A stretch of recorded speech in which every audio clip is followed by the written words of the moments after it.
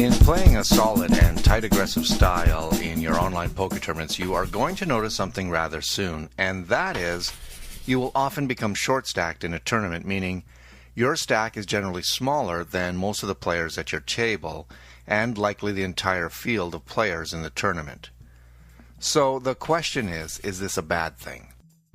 Well, without debating the merits of playing tight or loose in a tournament, you will be a short stack very often, no matter what your style of play.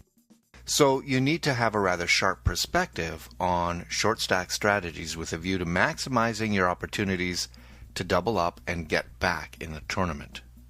Every successful poker tournament player will tell you that at one point or another they have won a tournament after coming back from being a short stack.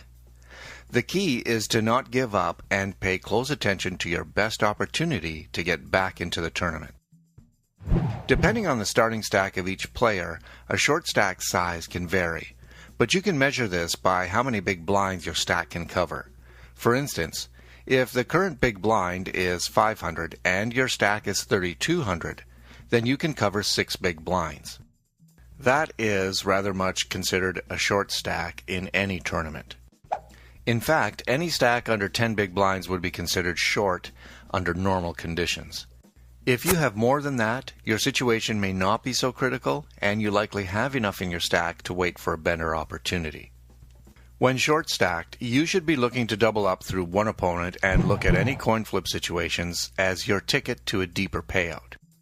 You're waiting for hands like little pairs or better, moderate strength aces, or suited aces, or even just a couple of paint cards. Needless to say, your risk toleration is wide open here because you don't really want to be so short that you end up all in a hand with multiple opponents. If you are in the blinds as a short stack and only one player has raised pre-flop, you might want to try that stop and go play we discussed in another video, which can be a very effective play as a short stack. It's also important to note that you would want to take even more risks if you are in late position and everyone has folded to you.